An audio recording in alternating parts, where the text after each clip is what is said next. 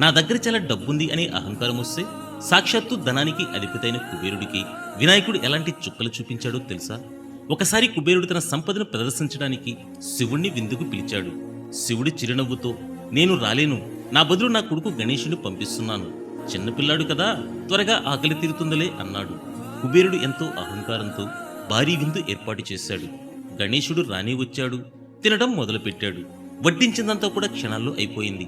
వంటశాలలో ఉన్నదంతా కూడా ఖాళీ. అయినా గణేశుడి ఆకలి తీరలేదు.